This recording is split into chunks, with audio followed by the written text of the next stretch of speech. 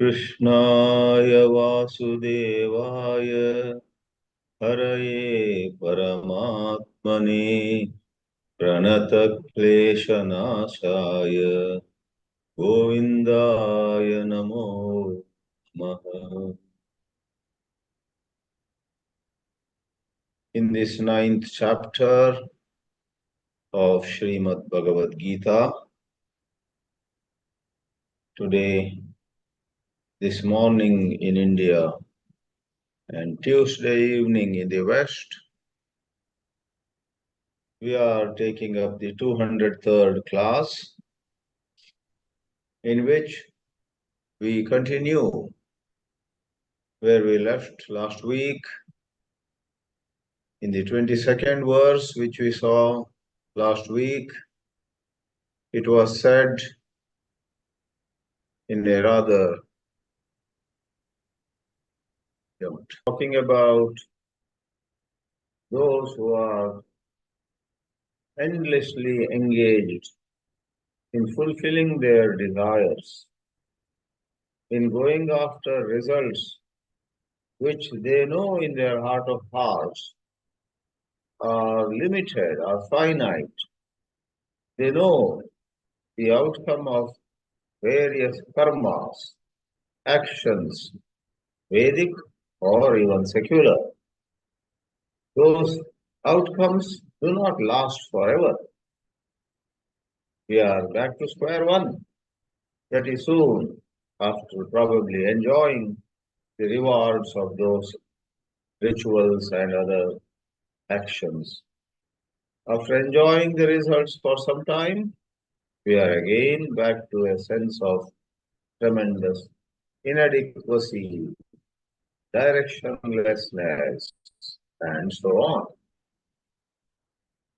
In the 22nd verse which we saw, that was the last sloka, and a very sweet verse, Sri Krishna says, I take care of devotees who, without going after those finite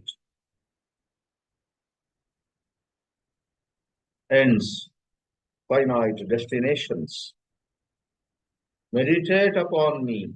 They live their life in love of the one supreme God. Called here Vishnu or Krishna, as per Advaita Vedanta, one God appears in many forms, but even though there are certain prominent forms, and more than the form, certain highest understanding of God principle, there are many other forms where the forms also, as given in the hierarchy, as given in the Puranas, in the scriptures, are of a lower order. And in addition, the Upasakas will have a lesser understanding. They look at those God forms in a limited way too. So how the Upasaka looks at whatever he worships and how that Upasya, what is worshipped, is presented in the scriptures are both to be seen. But the 22nd verse, let me hasten to add, is about the Supreme God. See him as Krishna, see him as Vishnu, see him as Devi, see him as Ganesha, doesn't matter, but that is the ultimate, all-knowing, all-powerful, and all-pervasive, Sarvajna, Sarvashakta, Sarvavyapi. There is a certain God principle, and as per Advaita once more, we do not have a separate existence at all, really speaking, but we need to rise to that realization. To quickly read that sloka, Ananyas Chintayanto Mam Ye Jana Paryupasate Tesham Nityabhiyuktanam Yogakshemam Vahamyaham. I take care of them in all respects. Who are they of whom you take care? Those who Ananya, two meanings. Without thinking of any other adorable entity, they contemplate upon me. And the second meaning of Ananya is, thanks to their great maturity, they are Gnani Bhaktas. They know that this God whom I worship and this me who is worshipping are not Anya. Ishvaraha mat na anyaha aham Ishvarat na anyaha. I am not different from God. God is not different from me. God alone is. In God's play, the sense of I is dancing. In this way, Ananya. That's the meaning Shankaracharya gives in his Bhāshya, being great commentator on the Advaita platform. Those who worship me with that strong identification, I bless them, I take care of them. And now continuing in the 23rd verse in this 203rd session, Sri Krishna raises another possibility connecting us to the 23rd. Shankaracharya says, well, Anyeshamapi bhaktanam yogakshemam vahatyeva. After all, God takes care of everybody. Everything happens as per His will. Therefore, why talk specially about those who constantly think about Him? The Purva that is an imagined opponent, raises this question. And the question is answered by what we call Siddhanti. Siddhanti is the champion of the right school, right vision, right interpretation of the scriptures. Purva is an imagined opponent as created in the commentaries who raise objections, typically who has a totally opposite view. He differs from the Siddhanta, and that practically this Purva represents the minds of all of us, the students, who on the way to the highest realization are affected by some doubt or the other. So to read that paragraph, Nanu Anyeshamapi Bhaktanam Yogakshemam Vahati Eva Bhagavan. The Siddhanta answers, Satyam. True, it is true. God takes care of all of them. But Kim to Ayam Visheshaha. There's a distinction between all others and this small number, this small bunch of devotees. Anyeye bhakta te atmartam swayamapi yogakshemam ihante. Others who are in the overwhelming majority have not surrendered fully.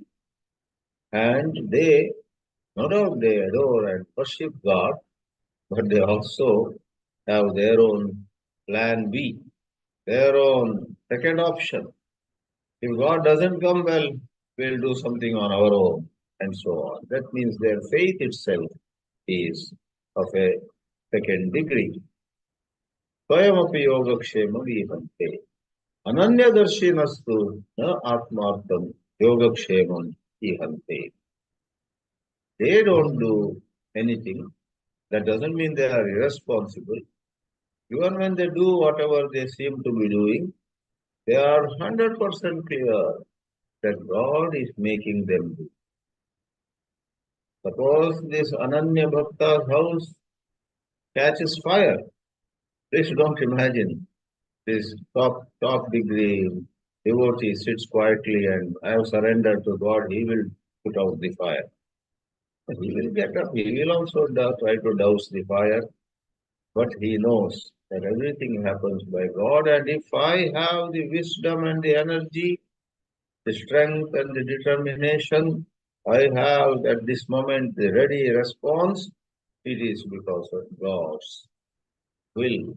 God is empowering me to bring water, pour upon the burning places, and so on. Therefore, the Ananya Bhakta is never away from God. These second degree devotees have wrong thinking in them, that God seems to be not listening to our prayers. Let us try to manage it on our own.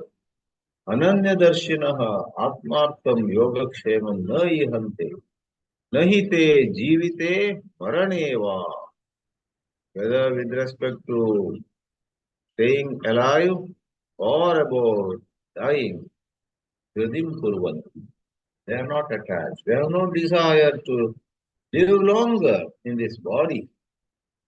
But if they have to live, yes, even with sickness and body pain and many problems with their body or even mind, they have lost memory, they are not able to see things properly, but the flame of divine love keeps burning as brightly as ever. Na gradim kurvanti jivite maraneva kevalameva bhagavat charanaste. They have taken shelter. Bhagavat Sharana becomes Bhagavat Charanaste. Ataha Bhagavaneva Tesham Yogakshemam Vahati. Now we are set to go to the next sloka. One more Nanu. Nanu is a particle just to imply a question, an objection. Anyapi devataha tvameva chet tad bhaktascha tvameva yajante. If people worship other god forms, somebody worships Indra, somebody worships some yaksha, some semi-celestial being. After all of those so-called other gods are your own manifestation. You only are expressing in those ways. Therefore, the devotees are worshipping you only. No question of anybody worshipping anyone else. The answer is given, Satyamevam. To an extent you are right, but then it's not just what form they worship, or whether they worship the formless one or with form, all those varieties, but what is their understanding?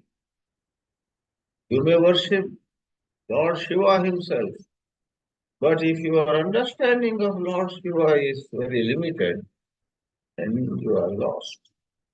The shloka goes, Yepyanya devata bhaktaha yajante shraddhayanvitaha tepi mameva kaunteya yajanti avidhi purvakam. Anya devata bhaktaha, those worshipping some Indra or Varuna. In the Vedas themselves, so many hymns are given, so many stotras are given of various other gods. Sometimes the gods, when you write in English, the G is to be in lowercase. They are not anywhere near the Supreme God, but they are the residents of heaven who have certain divine and superhuman powers. So, even today we find all over the world, there are people who worship the so-called Anya Devata. They have great faith. They have a certain bonding. Don't we find people on the earth leaving any form of God or any matter of God aside, and they are very loyal to maybe a politician. They are very devoted to maybe a senior officer, maybe somebody with a lot of wealth, somebody with a lot of knowledge. People get bonded to anybody. Likewise, don't be surprised if there is somebody who otherwise is educated, otherwise is intelligent, otherwise is quite competent in his field of work, but this person could be highly devoted to a certain small god, a god form. A couple of years ago, there was a movie in Kannada which became very well known all over the country, abroad also. It went to so many film festivals outside. The movie was called Kantara. Kantara. And in that movie, there is a certain demigod. The demigod actually is an incarnation of a certain Jivatma, individual soul, who at one time had occupied a pig's body. And then that Jivatma is specially blessed by Shiva and Parvati, and that demigod uh, uh, becomes a kind of guardian angel in small towns. So that demigod is called Panjurli. The famous song also, even today, after 2 years, once in a while we get some audio clips, video clips, somebody again singing. So many youngsters, young boys and girls were singing that song. Varaha Rupam. Varaha is a pig, a boar. Incidentally, Mahavishnu also, Matsya Kurma Varaha, the third incarnation of Mahavishnu was in the form of a boar. But that boar is different. That boar, the third incarnation among the 10 avatars of Mahavishnu, is totally on the highest level. But here, as I began saying, a Jivatma, an individual soul, you and I can get some blessings of Supreme God and we can rise in our stature. We can then give blessings, we can then protect, we can do miraculous things. Then we are a demigod. So in the movie Kantara, that demigod is the center of attraction. And the demigod does wonderful things. And there are people in the villages, especially I guess in the communities devoted to agriculture and lot of other manual work. They are very devoted. There may be a Shiva temple nearby. They go there, they bow down. There may be a Vishnu temple. They bow down. But their heart is with their own Varaha Rupa. And whenever they have a problem, they go and sit at the feet of the demigod. So these are called Anya Devata. In an extended interpretation, powerful human beings also, or talented people. Sometimes people are so drawn to poets. They're devotees of Rabindranath Tagore. They're great devotees of some Kuempu, some Narsimhanta, some wonderful poets who had great noble thoughts. I once went to United States 20 years ago, and I rarely go to Washington DC side, but in that trip I had gone. And I was going to give some talks in Kannada, and somebody came to know that I am the nephew of a lady in Karnataka who had written some novels in Kannada, novels, plays, many things. And her novels are very popular, very well known. So her name is Vaidehi. So Vaidehi received some national awards also. And one person in Washington DC, Kannadiga lady, came running to my classes. And she sat looking at me with great admiration and adoration. But perhaps, I guess, after one session or two, that admiration sort of dissolved away. Because I may be the niece or nephew of Vaidehi, but I'm not a very knowledgeable person in Kannada literature. But she was so impressed. She is almost an Upasaka or Aradhaka. He reads the novels by Vaidehi. He thinks about how wonderfully Vaidehi had expressed some scenario in some family, somewhere, some character, insights into human life that come out in the plays and poems or the novels, short stories, etc. by Vaidehi. So she has great admiration for Vaidehi, and she drove probably 60, 50, 60 miles to come to my session. I was not even speaking on Vaidehi's work, I cannot. I was speaking on what is called Mankuti Manasabda, which is also a Kannada work, But that was long time, in 1950 it came out, an old work. But afterwards she said, I adore your aunt, and every day my joy lies in reading her novels and her works. After one or two sessions, she quietly left also. My approach is, I am a Vedantin. I am into certain other dimensions of the whole uh, literature. So, see how I'm sure many of you are great admirers of sometimes some sportsmen, some soccer player, some football player, some tennis player. So people who have huge portraits of that tennis player on the wall in their rooms, right? So all this is Devata Upasana. Let me not go too long. Anya Devata Bhakta. They will have a huge picture of Leonardo Messi, right? That is this soccer player.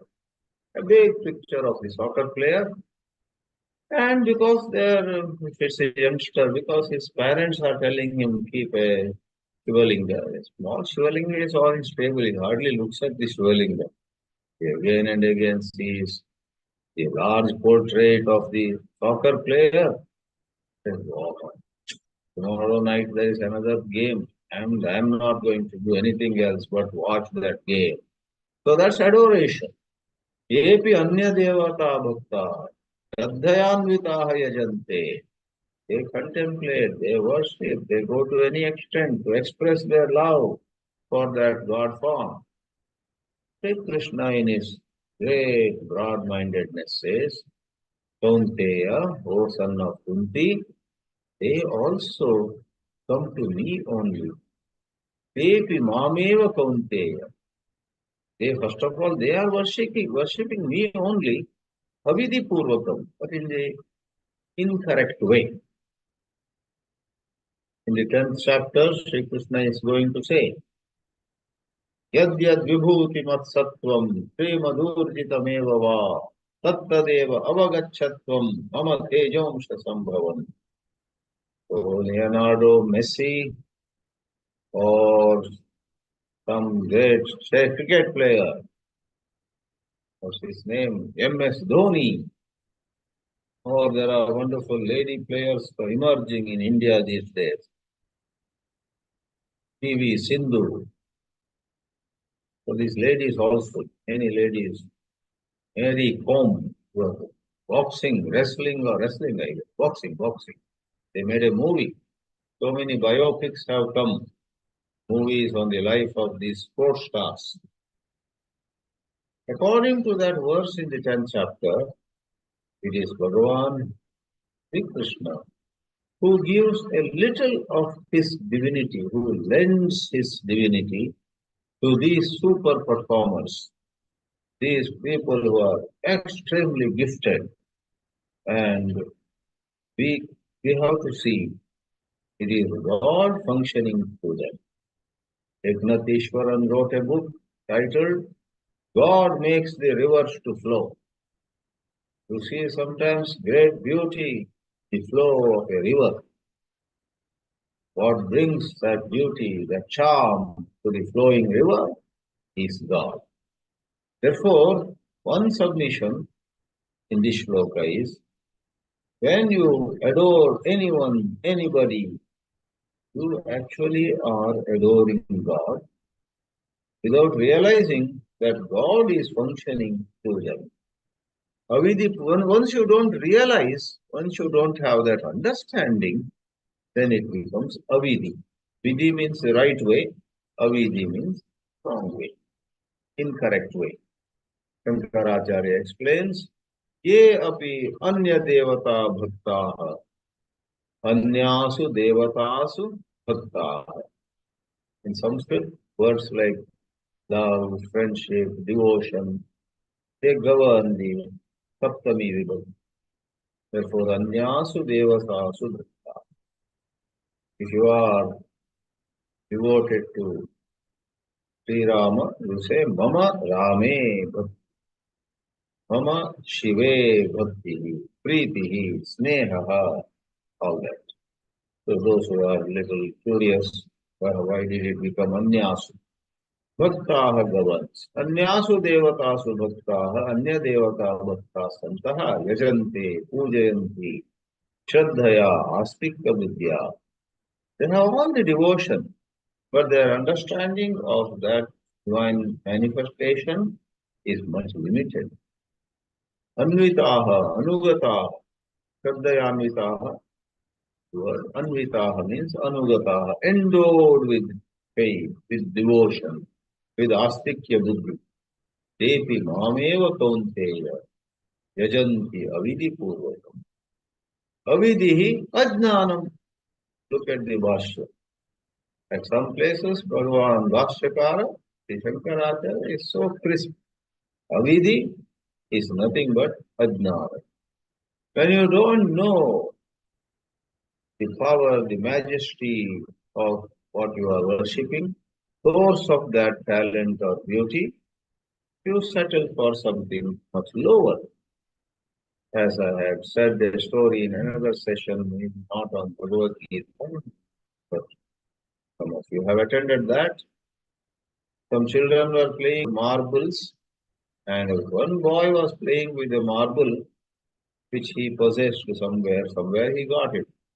But his father noticed that his young son's marble was shining. Called the son inside, put that marble, which is a plaything, and then he said, let me show this to some jeweler. This may be something precious. And one jeweler said it is 1,000 rupees. When he went to a second jeweler, he said it is 10,000 rupees. A third jeweler whom the father visited after 2 or 3 days was ready to offer 1 lakh, 100,000 rupees. And somebody else even some more.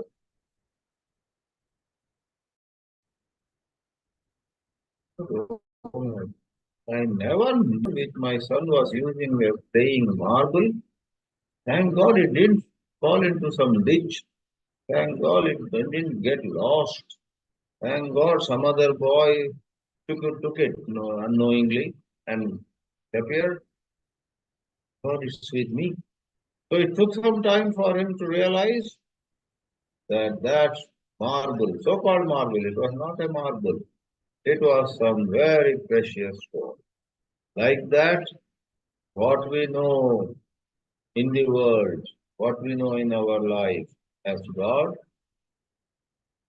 we don't give much importance. But when we understand, therefore, avidihi is ajnanam, there is no understanding. Ajnana purvakam yajante yata. So, in one sense, it's all about knowing God. Another sense, it is all about clearing our own misunderstanding. It is work is inside. It's not so much about something outside. Inside us, there are very, very unfortunate beliefs, unfortunate notions. They have to be dropped. Bhagavan Krishna clarifies how these ignorant ones settle for what we are calling smaller gods, smaller manifestations of gods, and these people are unable to see what is behind those smaller manifestations. In your house, there may be little bulbs which have only 5 watts of power consumption. Nowadays, with the LED and all these technologies, that I brought what in lay people in their ignorance call 0 watt bulb. That's not possible. 0 watt, there will be no light coming. But in India, in some places, they say, I want one 0 watt bulb just to have a little light like night lamp. Olden days, this so-called 0 watt bulb, which is a misnomer, used to actually expend 5 watts. 5 watts. Whereas for reading, we would have go for 60 watts, 100 watts. bulbs in the rooms. Now the bulbs also have vanished. So I just looked at what is its wattage. I think it is 0.25 watts because of this LED technology. They consume so less power. Today you have some 15 watt LED bulb. That is as good as a 100 watt bulb of olden days. Tremendous economization of electric power is the order of the day. Everywhere you find that. Now, why am I saying this? The current that is flowing through that 0.25 watt light lamp and the current that is flowing through maybe water heater, some geyser, some of those equipment which probably is run into some kilowatts, 1,000 watts is the power consumption. The power supplied is the same. However, this 0.25 watt gadget or electrical unit, it has its characteristics. Same way, all of us have the same God in our heart.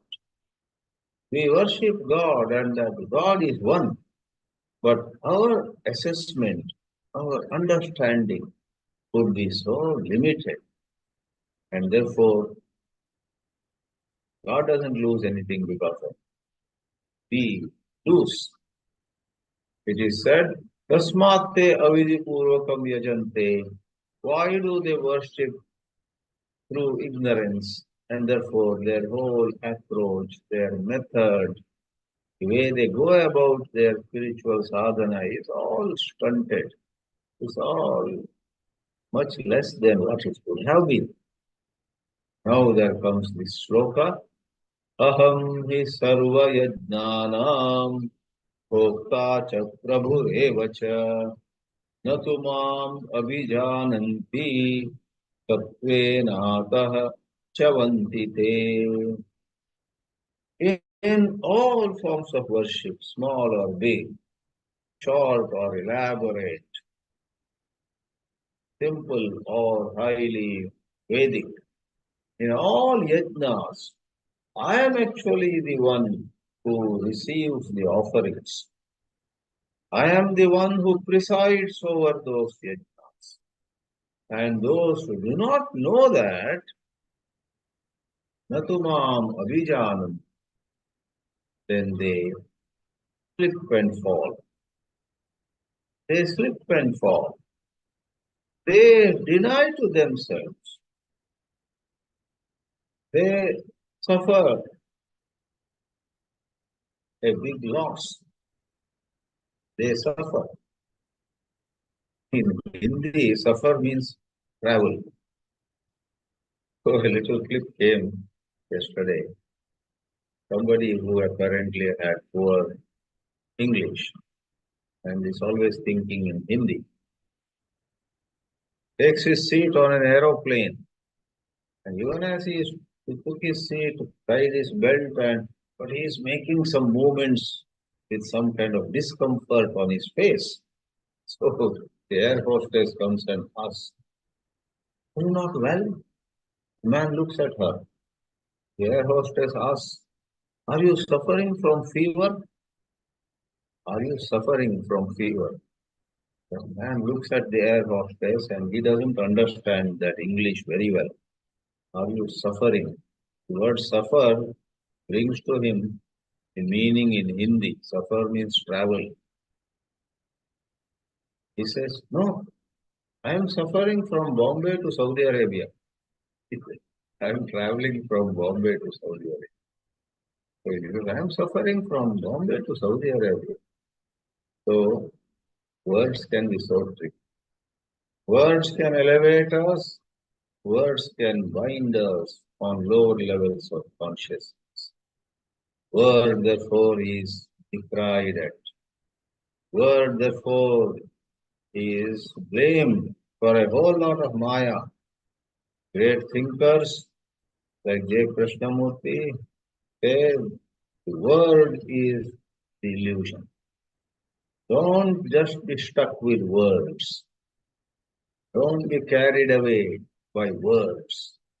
The description is not the described, because the Hindus read some shloka, the Muslims read some portion of the Quran, or listen to some Quran prayer. Christians also listen to something in the Bible. The words are charming. Add to them, there is some intonation, Vedic chants, the chants of Quran, the Gregorian chants, they say, in Christianity. There are some recitations in every religion, in Judaism, in Buddhism. Buddhism, they blow some musical instruments, several monks, and those musical instruments are sometimes huge and very interesting shapes. So there is a great professor who is no more now. He did monumental work on interfaith study. Houston Smith, a professor in USA, but who was deeply touched by Vedanta also, who had a long friendship with the Ramakrishna Mission Swami in the city of St. Louis, south of Chicago. He was a friend of that Ramakrishna Mission Swami, and he learned a lot of Vedanta. But he studied all religions, the religions of the world, by Houston Smith. Houston spelled as Huston, not Hou. Houston Smith.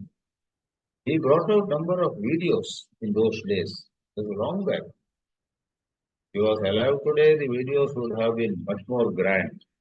But whatever videography, cameras, technology was available at that time, he went to Tibetan monasteries.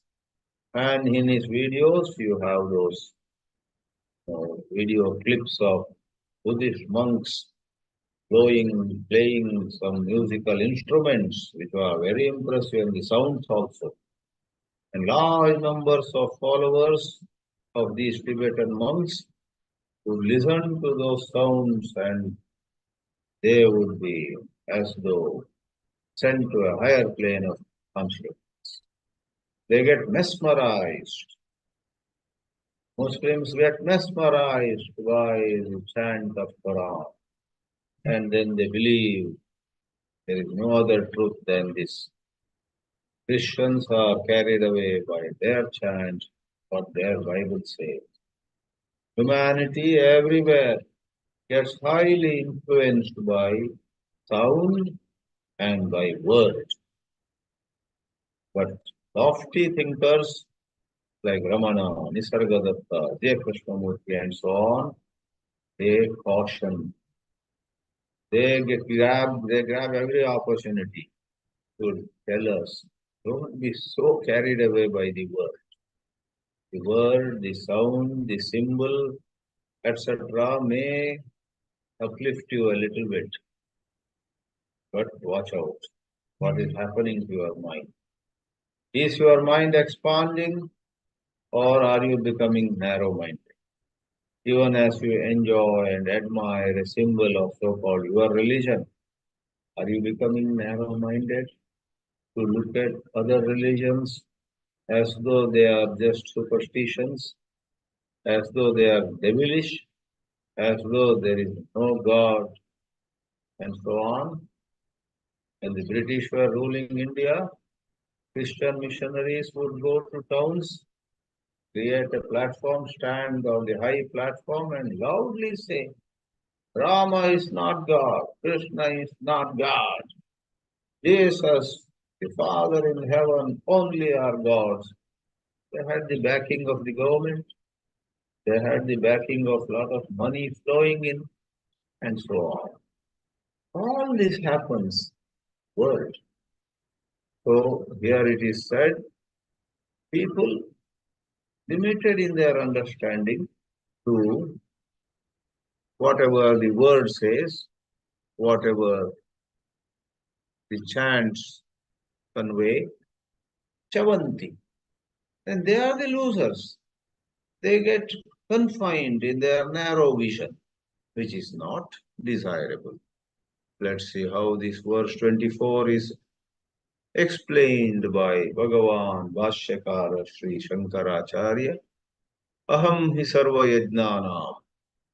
When the word yajna is used, there are yajnas prescribed in the Vedas themselves, in the Shruti. What is in the Shruti is called Shrauta. Shrautana.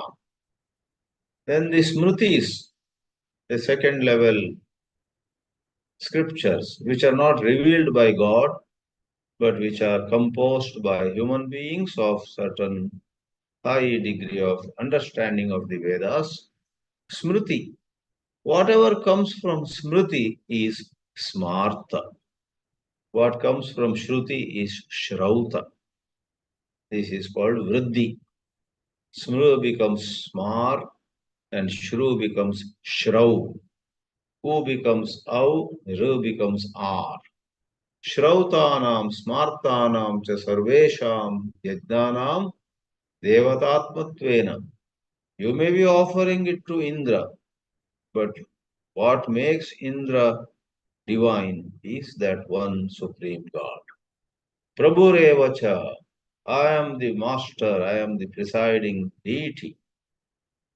Not only the Devata, but I am the one who is in the fire, who is in the Ajamana, who is in everything, all the components of a Vedic fire ritual, I am. Mat Swami Kohi Yajna. A yajna has me as the Swami. Mat Swami Kaha. Bahuvri Samasa. Having me as the Swami. Aham Swami Yasya Saha. Mat Swami Kaha Yajnaha. In the 8th chapter, this matter had come when Arjuna had asked, Kim Tad Brahma, Kim Adhyatmam, Kim Karma Purushottama, Adiyajnascha Kotra, Adidaivatam, Kim Adidaivatam.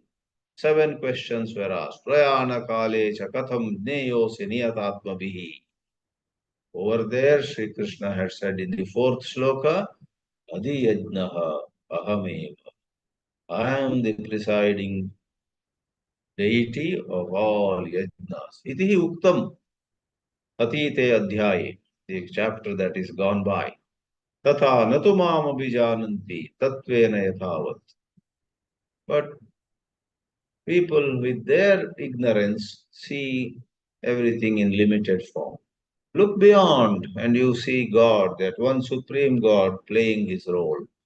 Atascha vidipurvakam ishtva, worshipping that supreme God with their ignorance, limiting him while actually he is limitless. Yaga phalat chavanti pratyavante. Chavanti, chu is the root. Therefore, the past participle is chuta, Chyuta, chuta. And if one doesn't ever fall, doesn't ever slip, doesn't ever fail, that is called Achyuta. Achyutaya nama, Anantaya nama, Govindaya nama. Achyuta is the name of Mahavishnu. So I'm explaining the Sanskrit word Chavanti. Pratyavante, they slip, they fall. They were so close to getting the highest, but they're almost there, but not quite. They slip and fall. And there is a summary shloka, we'll see in more detail next class, but I read this 25th one. Yanti Devavrata Devan Pitrun Yanti Pitravrata Bhutani Yanti Bhutejyaha Yanti Madhyajinopima. Your spiritual understanding decides how far you go. If your spiritual understanding is so limited, even though you have otherwise access to plenty, you only collect a little. You go to a lake of wonderful, clean drinking water, but you go with a small vessel. Put that vessel in the water, you get only a little water. If only you were to go with a larger vessel, you can carry more. Like that, you and I worship God forms, you and I adore human beings. Some of us worship money. Some of us worship power. Some of us are all the time behind name and fame. Some of us want to become somebody, become something. We have a certain image of our own and we want to replace it with another image. You have an image. I am an assistant professor in a college, and you have a dream. One day I want to become the vice chancellor of this university. That is all a form of worship. You are worshipping a self-image. You want to become that. Much praised in ordinary contexts, but on the higher spiritual level, it is said, if you really have the energy to adore, love, admire, worship, why don't you just channel all that energy to the Supreme God? The energy to be spent is the same. Like I said about these LED lamps and so on. If that 0.25 watts of electric power flows through one of those olden days lamps, maybe you would not even know that a lamp is burning in a corner in the dark room. It has no power, no light to emanate. But today, because of this advanced technology, not even 1 watt, leave alone 60 watts, 40 watts, 100 watts, not even 1 watt, 0.25 watt flows or that much energy is expended in that LED lamp. But it is so bright, I put it in my bedroom and then I had to cover it with some cloth or some paper because even that 0.25 watt LED lamp was not very dim light, quite bright. I had to make it dim. Like that, when your understanding is so high, thanks to spiritual education, you may be just repeating Om Shri Ram Jai Ram Jai Jai Ram. Om Shri Ram Jai Ram Jai Jai Ram. You are not reciting some Rudram and Chamakam. You are not reciting the entire Taittiriya Upanishad. You are not reciting some sukta from Rigveda or Yajurveda. A simple mantra. Om Shri Ram Jai Ram Jai Jai Ram. But thanks to your exalted understanding, with that Om Shri Ram Jai Ram Jai Jai Ram, so much purification takes place in you. You rise to greater and greater levels of consciousness. So Shankaracharya will say in the Bhāshya, which we'll see next week, Samane Ayase. If it's the same amount of energy to be spent, why don't you put it in the right channel, in the analogy, in the right modern day lamp? With that little energy, you get so much of light. Om Namo Bhagavate Vasudevaya.